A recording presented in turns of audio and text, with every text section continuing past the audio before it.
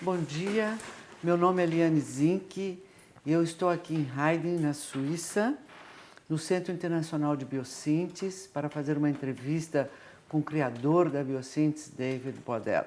É um prazer estar aqui. David é um homem que criou uma teoria não só pós-reichiana, uma psicoterapia corporal, mas com muita originalidade. Ele também, além de ser psicoterapeuta, é um poeta. David, it's a pleasure to be here. Thank you. Thank you for inviting me. So first of all, I want to give my warmest greetings to the International Biosynthesis Congress. I'm very sorry I cannot be with you in person for this great occasion, but I'm certainly with you in spirit. I wish you a lot of beautiful experiences in a very beautiful place. I thank you all from my heart for coming here to make new contacts with the life fields of biosynthesis, which have been in constant development over the past 30 years. I deeply thank all the trainers and organizers who have worked so hard to make this great Congress possible. Thank you. Thank you, David. So, can we start the interview? Okay, I have a first question for you. You have 10 questions, right? Yes, I have 10 questions. When was the concept of life fields first used? And how has it been developed since? The life field concept began when I came to live in Switzerland and Sylvia and I started working together. So it started in Zurich with the first training we set up together. And you could say, why is it 7 and not 10 or 6 or 4? 7 is this magic number, but Reich had 7 segments of the spine, starting with the top of the head, the back, the curve, the back of the chest, the lumbar region. The 7 is built into the anatomy, so 7 is organic, natural. And of course we have nerve centers, nerve plexi, endocrine glands on the spine. The Hindus call it chakras, but the Western people call it nerve centers. So the life field concept is related to these 7 fundamental somatic regions of the body. And it's also linked with 7 distinct areas of human experience. So it's not just anatomy, it's life experience. And it gives to the therapist 7 basic categories of intervention. You work here, or you work there, or you work somewhere else. And when you work with one area and you get to the essence, it jumps across and starts to spark with other areas. So one life field reaches 6 others. But then 7 life fields, you've got 42 different links. They are connected. They're connected, yes. And another important thing about the life fields, which I didn't realize so much when we started, but I realize it now. They are life fields of expression, and they're life fields of experience. Expression is what you show. You can video it, you can audio tape it. It's physical, it's manifest. Experience is internal. So it's a form of consciousness, awareness. Awareness of the body, awareness of the contact, awareness of the thoughts, and so on. But consciousness, according to neuroscience by doctors' research, does not stop when you die.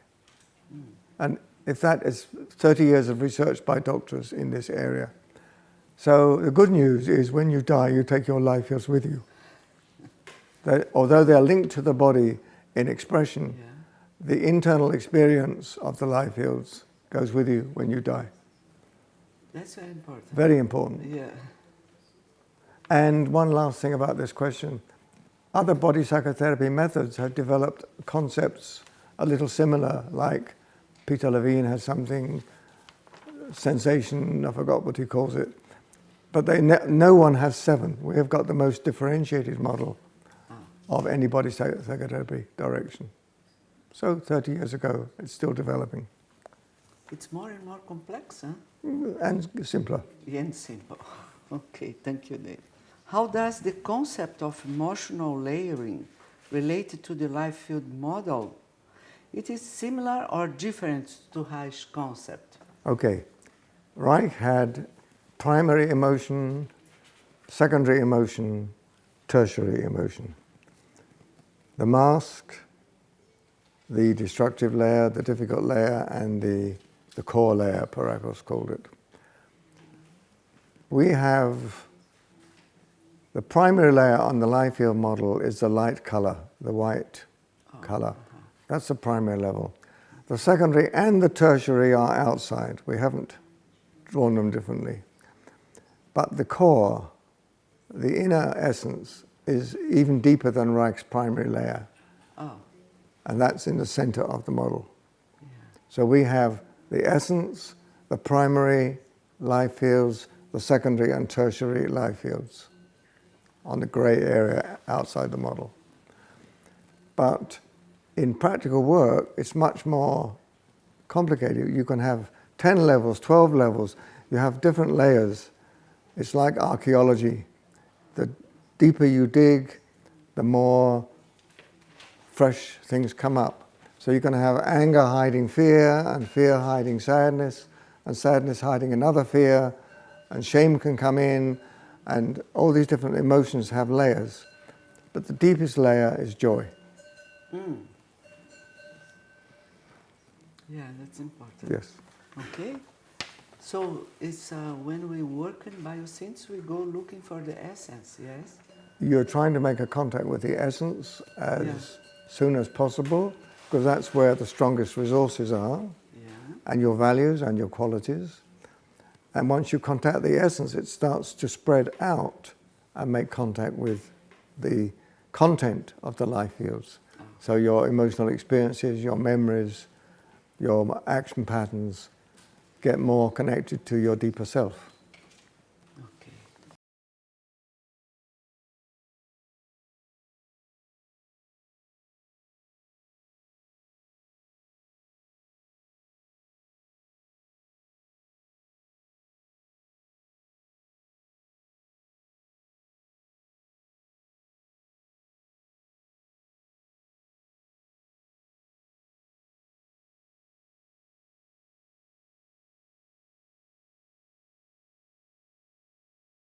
How does biosynthesis look on transference? And where does this show on the life field model? Transference is a word that is, I've forgotten who first used it, some of the early Freudians, I think Freud himself or earlier, and it has got a negative meaning in psychoanalysis, in the way it's often used. If you go to the meaning of the word, transference means carrying across. So I talk with you, you listen, there's transference of ideas. You ask me a question, I give an answer, transference of words. We touch each other, transference of sensations. Yeah. So transference is what is moving between people in a give and take pattern. And that's in all the life fields. So we can share words, we can share memories, we can share qualities, we can share emotions, we can share sensations, we can share movements. So all the life fields have transference patterns within them, resonance patterns. So the healthy transference is the give and take, the healthy give and take. Neurotic transference is I give you something you don't need, or I hold away from you something you do need. Yeah. So we're getting a disturbed pattern of blocked sharing or dangerous sharing. So the essence of the negative transference is either I project something onto you, which belongs to me, but I say this is yours. So I throw it at you. That's a negative projection. Freudians talk about positive projection. Yes. Positive throwing something into somebody, I don't think that's possible. No? So, no, don't call it positive projection, call it positive transference, or healthy transference, or healthy giving. Or I'm getting rid of something I don't need, but I don't have to put it on you. If I'm angry with the world, I don't have to put it on you. I could be angry with the world without hurting you. Then I can eliminate the feeling of my anger. I can get rid of it. I don't have to dump it on you. Yeah, understand. Introjection means you've thrown something into me which doesn't belong to me, and I swallow it down. I introject it. Yeah. It's thrown into me. And the Freudians also talk about positive introjects. Positive things thrown into you? Bullshit. No. Positive assimilations. Oh. Positive nourishment. Yeah. Positive education. Positive conditioning. Yeah. But these are things that help me, and I take them in and chew on them and digest them. But that's not introjection. That is assimilation.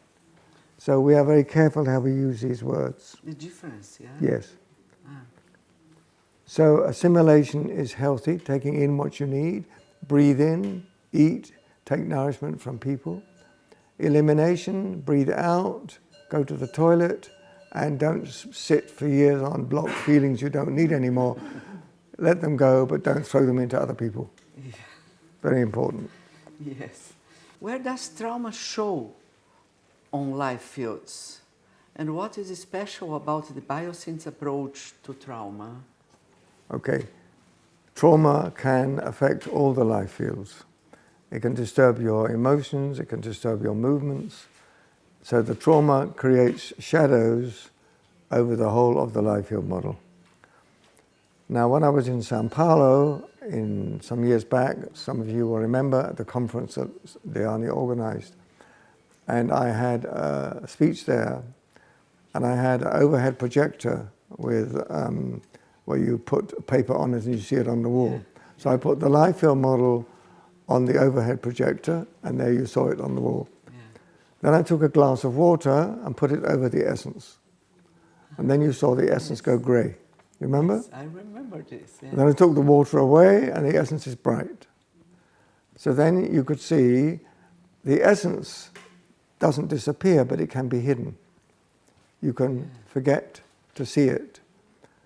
And this is very strong with schizophrenia, where there's a lot of deep loss of contact with the essence.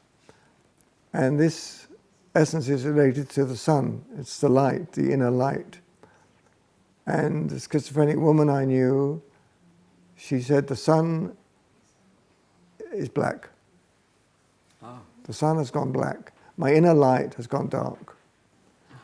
But the light hasn't gone out. The important teaching in biosynthesis is that the essence doesn't die. The light never goes out.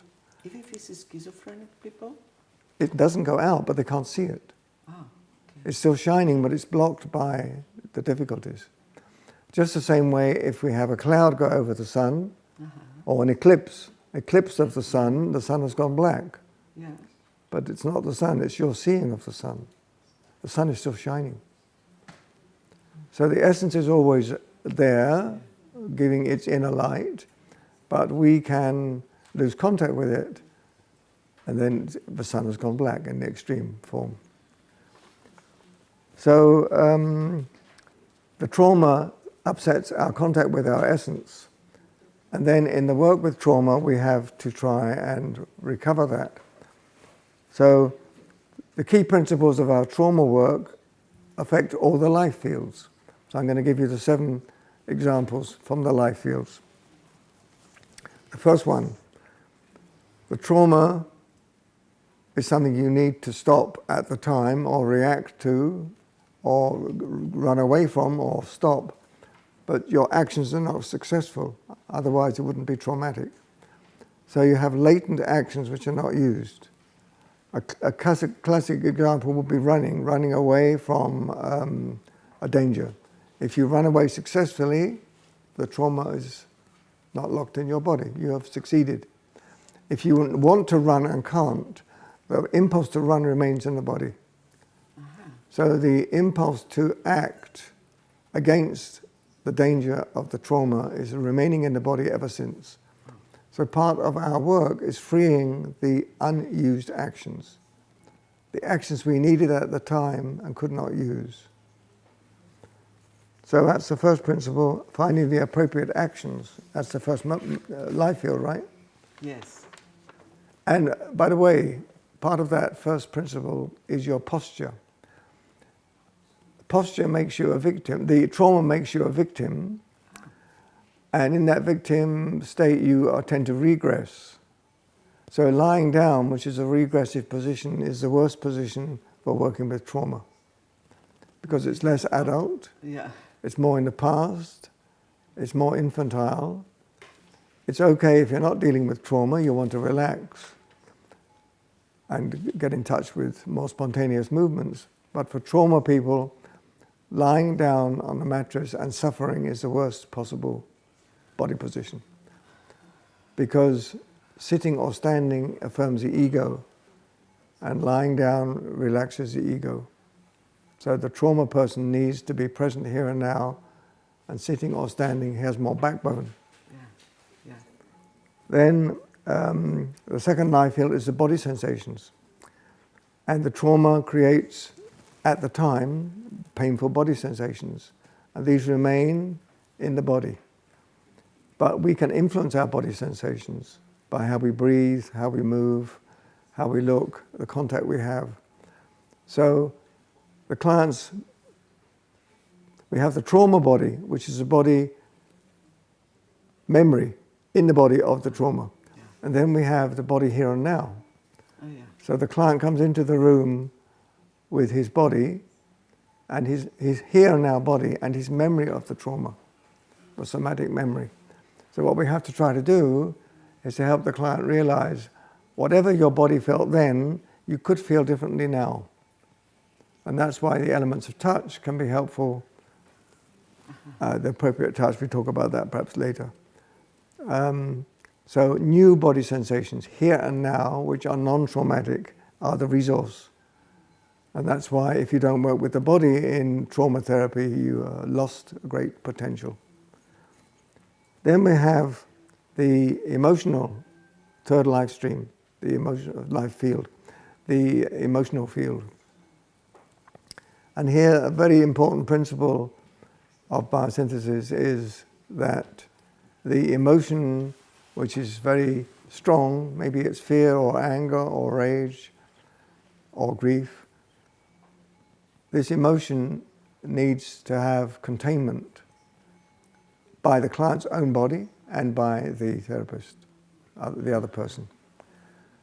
So we talk about the bridges in the body when you have enough muscle tone to handle your anger. Your voice is free enough to speak your anger. If your voice is tightened and blocked, it's difficult to express your anger, right? Yes. And then we have the banks of the river. We call it the banks of the river, which is, if I'm your client, you're my therapist, you look at me, you speak to me, you touch me, you're in contact with me, you help me to slow down or get quicker, you help to modulate how I handle. So if I'm the river, you're the banks. Oh. If my river is very dry, I don't need much banks, I need more help for flow. Yes. If my river is overspilling, Yeah. I need more banks. Yes. And this principle of giving containment for the high charge of trauma and for borderline people came very early in biosynthesis, before the life field concept. And Stanley Kellerman and I developed that independently as a very important principle. Don't get lost, don't drown in your trauma. Don't get lost in it, don't overflood. Get the right balance of holding and release. So it's a very important principle. Then in the fifth life field, we have language. And some body psychotherapists forget the psyche and they become body therapists. And then they work a lot with the body, but they forget about language. They even teach Don't go in your head. If you go up and speak, you're in your head. Come out of your head. Yeah. This is ridiculous because moving up into your head and speaking is half of the work, and the other half is coming out of your head and body language. Yes. So body language and verbal language are up and down. We call it translating up into the body, translating down into the language. Sorry, up into the language, down into the body. And that means we ask the client to talk, to tell us what happened. Yes.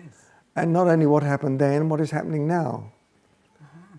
So talking is finding a new container. As I tell the story, we have what is called narrative reconstruction. Telling the story gives a form to contain the experiences. And in borderline people, there's a thing called alexithymia, which means no words for feelings. Yes. So for this client, we have to help him. The therapist models how to find words for the experiences which are wordless. So finding words for feelings is a very important part of the fifth life field. Then we have the sixth life field in trauma, which is related to pictures and memories, because memories are not verbal, they are inner pictures. So, and dreams, of course, part of this. So sharing of dreams, sharing of inner pictures, painting experiences can be very helpful to give form to the unformed effect of the trauma. And last of all, of course, we have the essence, the seventh life field. What is the meaning of all this? How can I get meaning out of the meaninglessness? How can I find purpose in the purposelessness? How can I value myself in spite of experiences which took away my value? So each life field can have a trauma effect, and each life field can have a resource for helping you. I think this is so important because you work as a unity all the time, yes? Yes. Biosynthesis is like this, Yes.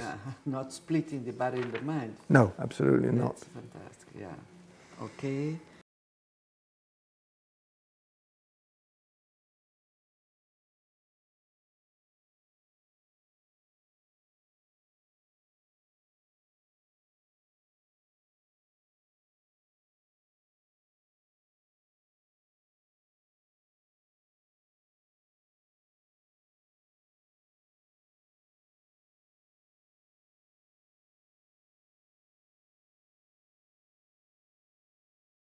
What can you say about the concept of polarity in biosynthesis? How does this relate to the deeper understanding of character? Oh, I like this. Polarity is a very important principle in biosynthesis, and we work with it all the time, but you won't find it so much in other psychotherapies. It's implicit but not explicit. But Reich had it because he had his model of a common source and then an arrow, and then it divides. He called it functional identity and antithesis. The identity is the unity, the antithesis is the polarity. Uh-huh. So Reich had this principle. Examples of it in daily life: sleeping and waking, opposite poles. Breathe in, breathe out. Work hard, play. These are natural poles of life where we need to have access to each pole and move between them in a rhythm. So polarity is basic to pulsation: opening, closing, up, down, in, out. They're all basic polarities, left, right. And so therapeutic work is trying to help to the client to be aware of the natural polarities, many of them, in life, in himself or herself, and to be aware of both sides. But the opposite of polarity is duality. Yeah. And duality is splitting. I go here, I don't go there. Or I go here, and then I jump here, but I miss the middle. So I'm stuck. Either I'm too up, or I'm too down. Yeah. Manic depressive is the best example. Manic depressive means I'm either up too much, or I'm down too much. But healthy polarity is up enough and down enough. So the manic depressive has got, that's a character tendency, Yes. either too much overexcitement or too much depression. Frank Lake, who was a colleague of mine in England, developed the concept of polarity in character further. He helped to inspire me at this time. That was when I was in England. And he said, all the character patterns are polar tendencies. So he looked at the schizoid pattern, and he said, which is going too much inside. And he said the opposite is the early hysteric pattern, coming too much out. Yeah. The schizoid is afraid to be out, the hysteric is afraid to be in. So he said the character patterns are actually dualities. And what we need to do, and this we agreed together, come back from the extremes into the dance in the middle. So then the character patterns are dualistic holding patterns. Yes. Holding down, holding up, holding in, holding out. They are tendencies within us, but what they are not is typologies. So we're not a box. We don't say somebody, okay, you're a masochist, you're schizoid, she's hysteric. This is oversimplifying and pathologizing. And we had a client here, in a group member in a basic training, and she said, incest happened in my life, but I'm not an incest victim, because that's an etiquette. Yes. And when the therapist says to me, you're an incest victim, he's re-traumatizing me. Yeah. I'm not an incest victim. My name is Margaret, or whatever her name was. I'm not an incest victim. So you don't have your etiquette, schizophrenic, masochist, psychopath, borderline character. Take this etiquette away, but we can have a borderline tendency or a psychopathic tendency. And then we have to recognize it and help it to get in balance.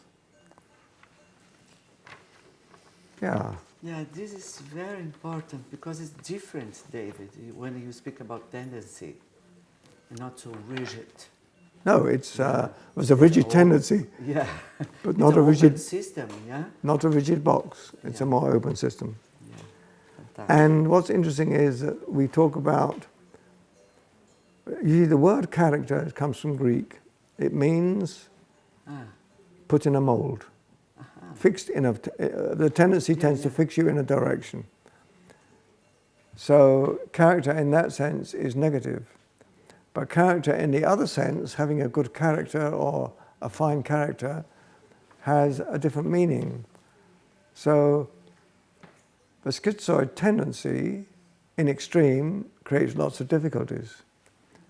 But going inside in the silence is looking inside yourself, being more introverted at times, is a quality. So the over-extrovert person has lost this quality and needs to develop more the healthy introvert. Yeah. And the healthy introvert is not the schizoid. Of course. So they're different. Then we have other words for what is generally called character. One word is personality. I like this word because personality means persona, through sound. How do I show who I am in my voice, in my speaking, in my body language? Persona. And persona.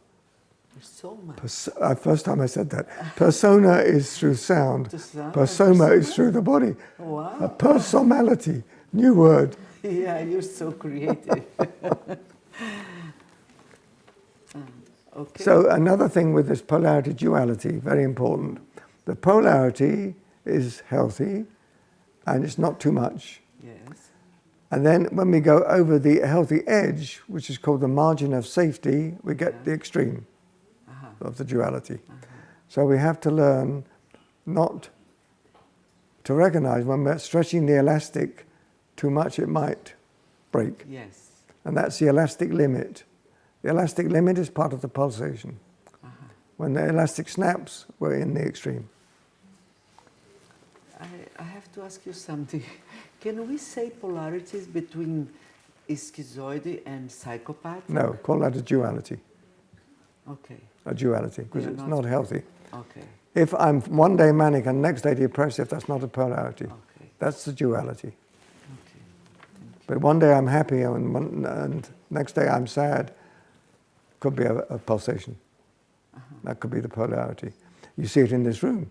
You see sadness in the first part of the session, and then later on you see joy. That's polarity. That's polarity, healthy. Yeah. But if Healthy somebody's polarity. stuck in one feeling for weeks and weeks and weeks, then we're in a duality. Okay.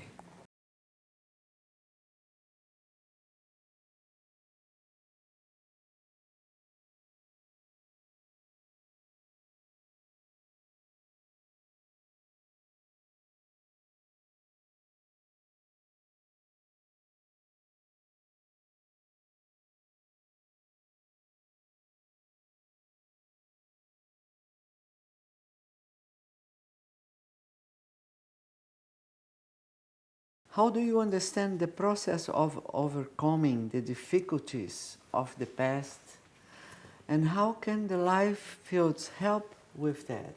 Okay. The difficulties, you said, are in the past. You had difficulties in the present as well. Yeah. But the life field model is relevant in the womb. Because in the womb, you have movements. You have motoric impulses. Yes. In the womb, you have body sensations. In the womb, you have emotions. Emotional? Yes. You can feel afraid in the womb, or you can feel angry in the womb. You can feel happy in the womb. Oh. You have emotions in the womb. In the womb, you have contact with other people. You have the womb itself around you. You have the impulses coming through the cord. You have contact with the outside. To the umbilical cord. Through the umbilical cord and through the fluids moving around the body. From this, yeah. And in the womb, you can't speak, but you hear sounds, you hear language. And there's examples of a child in the womb, a baby in the womb, growing up in France. Everybody speaks French language. Then the mother moves to England just before he's born. He's born into a different language culture. He finds it hard to learn English. He hears somebody speak French. Now I know what it's about. Wow. So there's evidence that language, listening to language in the womb has effects. It's there already? Yes. Wow. We don't say the child understands what is spoken, but if the mother says, I love you, with a loving voice, something gets through. So psychically, there's a psychic connection as well. So how the mother thinks will have effects on the baby. Then the sixth life field in the womb is dream time. The average adult is dreaming about 1/3 of the night. As you get older, you dream less. So I dream less. The child, early child, is dreaming about half the time, half the night. The unborn baby is dreaming about 3/4 of the time. How do they know this? By measuring the rapid eye movements. They don't know what he's dreaming, but they know he is dreaming. So the imaginal life is active in the womb. And in the womb, and we know this more from prenatal experience of people reliving their prenatal life, there's this feeling, I am coming into the world. I come from this dimension into the new dimension. I am here. That's a feeling of essence. Yeah. So all the 7 life fields are present in the womb. That's interesting. Yeah, Then they're active in childhood. Yeah. We carry them with us through adult life, in therapy, beyond. We come to dying. We're helping in therapy that helps people die. What's that called? The accompaniment of dying people. We're helping people to die. The life fields are all relevant. And as I already said, when we are dead, the body is finished, the somatic expression is finished, but the life fields continue. Wow. You still have thoughts. Yeah. You still. This is shown by the consciousness after, when the brain has stopped working. You're no connection with the body. The body has stopped to function. The brain has stopped to function. But you still have your thoughts. You can still read what's written on the ceiling. You can still have movement intentions. You can't move physically, but you have an intention. You have feelings. You have memories. You can dream. So, but no rapid eye movements. Yeah. That gives me hope, you know. Good. Is this the Sylvia's book about? Her book is a lot to do with this process of how birth and death are related, and the holding membrane, which is containing both experiences and everything between. But you have to ask her about this. No, but I think it's connected. Okay. Yes. So, the 8th. Biosynthesis. Just a minute. You still have some more? Maybe. Good. Yes, something very important. Because your question is about the past. Yeah. What's happened in the past, you can't change. Yeah. You can change how you deal with it, but you can't change the events.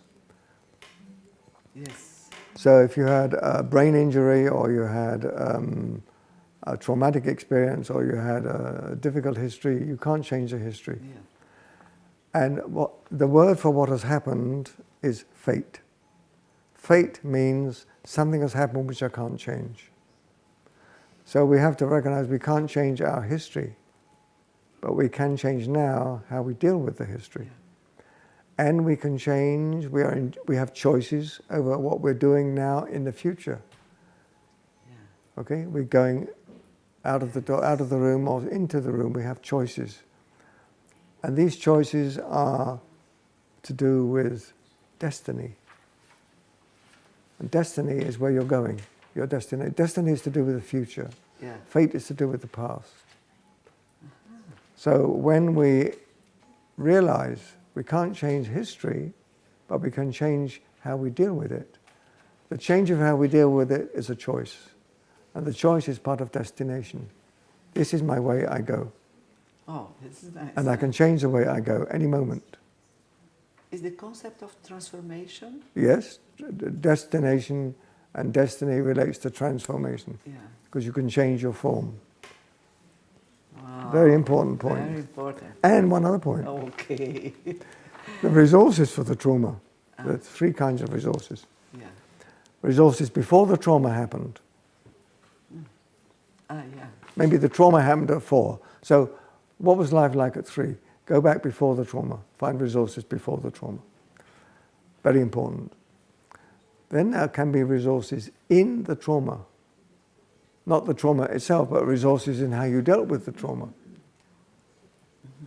So it could be things like activating the motoric responses you had at the time. Yes. So resources within the trauma, before the trauma, and after the trauma. So three levels of resource. Okay, your next question. Thank you.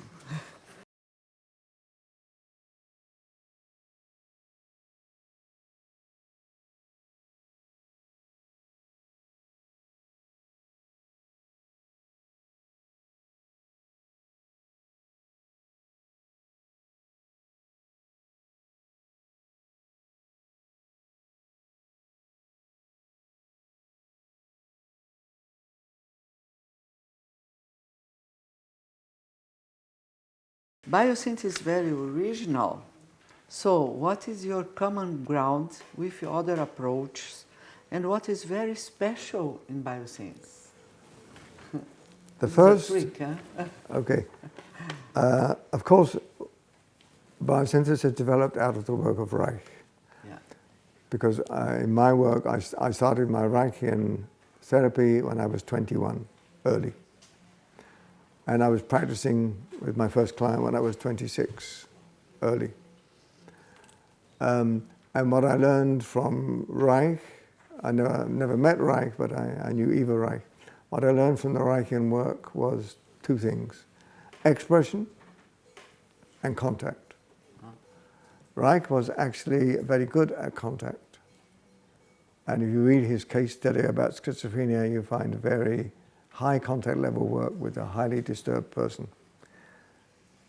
Then the earliest concept of biosynthesis to develop was this concept of charge and containment.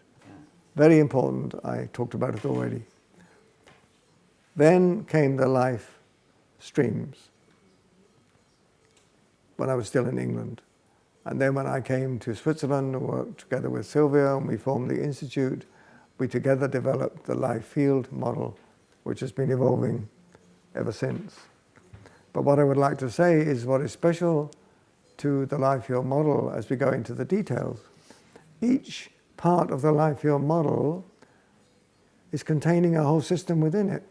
For example, if you take the first life field, just one little segment, within that you have all the motoric fields of biosynthesis, the movement possibilities, yes, yes, and the impulse qualities. They're all in this first field. So, being able to dance creatively is in the first field. All free movement in the first field. The second field, we have all the polarities of breath. We have a whole week of teaching about polarities of breath. And the elements of touch, which is very specific. And no one else that I know outside biosynthesis has developed the concept of elements of touch in such a distinctive way. Yeah. And that includes touch in the energy field, which we have developed. So the physical touch and the aura touch is a whole system of understanding and practice, which is just part of the second life field. The third life field is this emotional place where this charge and containment is so important, and the emotional layering, and how important it is that in your expression you're in touch with yourself. You don't lose yourself in expression. The fourth life field we have very differentiated with the contact channels. What kind of eye contact? We have a whole week teaching about eye contact, voice contact, different kinds of voice, different kinds of language. That's all part of the fifth life field. And one thing that's very important in biosynthesis is that we emphasize very much, when you have a deep experience, maybe it's helpful to write about it. So we have the idea of the experiential report. So writing about an experience helps to anchor it up in your awareness. Or sometimes people will paint an experience. And that goes into the sixth life field. And now we're not with words, we're with pictures, landscapes, paintings, sharing dreams. Poems. Well, that's fifth life field. Oh, okay. Because it's words. And finally, the seventh life field, we have what is very important in our work is somatic meditations. Now, you know, you asked earlier about Oriental philosophy. Yeah. There are some teachers, I don't know if they're therapists, but they're teachers, and they do a meditation week with darkness, no light. Your food comes invisible. Really? Yes, yes. Extreme reduce of sensations. Yeah. No language, no talking, no light. And you're in a room in a week where you don't talk to anybody, or you're alone. And for some people, this may be helpful, but we don't encourage it. Yeah. Because it is the danger is spacing out. But I know I have a friend of mine who does this every year. He goes and has a strong retreat in this blackout place, and it's good for him apparently. But our meditations are somatic, meaning we're helping the person to be in the self and in the body. And that's the polarity again of earth, body, light. Earth, light, we call it the earth-light axis. Yeah. So this kind of meditation, and meditation is very interesting because it links with two other words: meditation, medicine, mediation. Oh. Medi means in the middle. Yeah. So mediation means when there's a conflict between two groups of people, or between two people, somebody comes in the middle and helps to resolve the conflict. Medicine, your body is disturbed and the doctor comes and helps you to get back in balance. Yes. Meditation, your sense of yourself is disturbed, and meditation is helping you to get back in the middle of yourself. Wow. So meditation, mediation, medicine are all linked. That's the first time you say this? No. Yes. Yes, No. because it's so Maybe. interesting. Yes. And what we have with some people, we have what we could call spiritual escapism. They go into the spirit to avoid the body. Yeah. And so this kind of spiritual escapism we are discouraging strongly. Yeah. And then back to another Oriental word, guru. Guru, yes. Guru just means teacher. But sometimes we have an inflated spiritual narcissistic leader who wants to be the teacher of everybody else, has to be like he says. So it's an outside pattern dictated from outside how you should be, which is the opposite of what we're trying to do. But I am a teacher, Sylvia is a teacher. We are teachers in our training, but what we are trying to do is to help the people who are learning from us to find their inner teacher. So then you find your inner guru. And meditation is part of the way to that too. Well, so now we go to the good question that I love this question because it just came from the Congress in Portugal, or EBP, and I got this. The concept of energy in therapy is being treated with suspicion these days. Why is this? Do you think energy is esoteric or unscientific? That's a very important question. Yeah, I love this question. Okay. One of the first psychotherapists to talk about energy was Freud. And he called it libido, the energy of pleasure.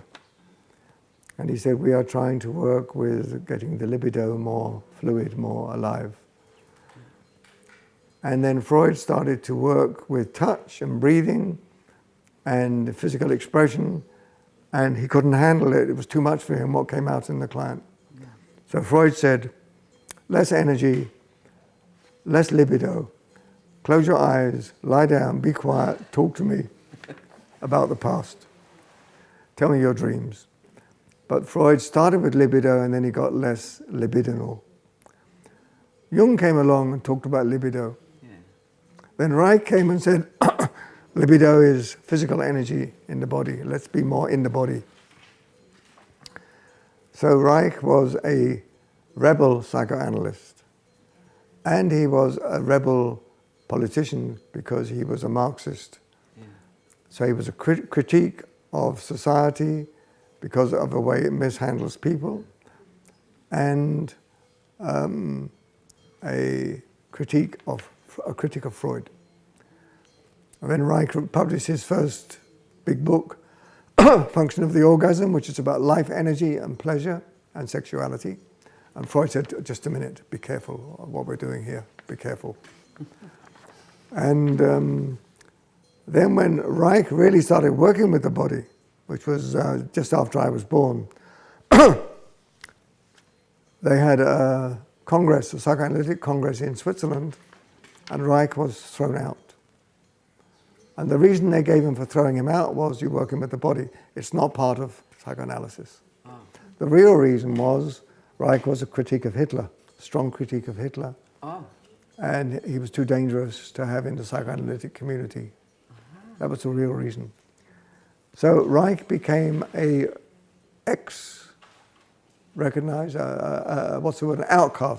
outcast of psychoanalysis and indirectly of psychotherapy. And he didn't come back into recognition until the encounter days, when you got more freedom. And Fritz Perls, who learned from Reich, was doing encounter groups. And so gradually, Reich got accepted through the back door by humanistic therapists and by the later generation. And then came people like Lowen and Kellerman and me and Gerda Boysen, who were supporting Reich, welcoming him back into psychotherapy. But the reality is, some therapists are afraid of too much energy. They're afraid of too much expression. The opposite of this charge containment stuff. They want to get back more in the head. And then Reich becomes the enemy. We have to keep him out, keep the energy out. And there was an interesting experience in Switzerland where a group of body psychotherapists did a survey trying to prove energy is unscientific. And when was this? 20 years ago in Switzerland, years ago, yeah. And I criticized this very strongly. I fought this and I won. They dropped their campaign. And then I showed all the scientific roots for the reality of energy in the body, in the brain, and so forth. You did? I did, yes. Because I published articles about it and I published this report. And so what's very interesting is that Lowen, who was supporting the energy concept, was quoting in his books a man called St. Georgi. And St. Georgi was a Hungarian scientist, a biologist. And he wrote a book called Bioenergetics. And it's not about Lowen. It's before Lowen was doing anything. Yes, St. Georgi wrote a book called Bioenergetics. Ah. What is it about? The energy in the cells, the energy in the tissues, the energy in the body. It's a very scientific book. And he was given the Nobel Prize for his work on energy in the body. Yeah. Then trained by him was a man called Oshman, who wrote an excellent book published in 2000 called Energy Medicine.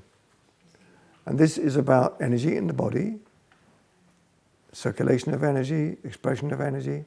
It's not about body psychotherapy, but it's about the reality of energy in the body. Yeah.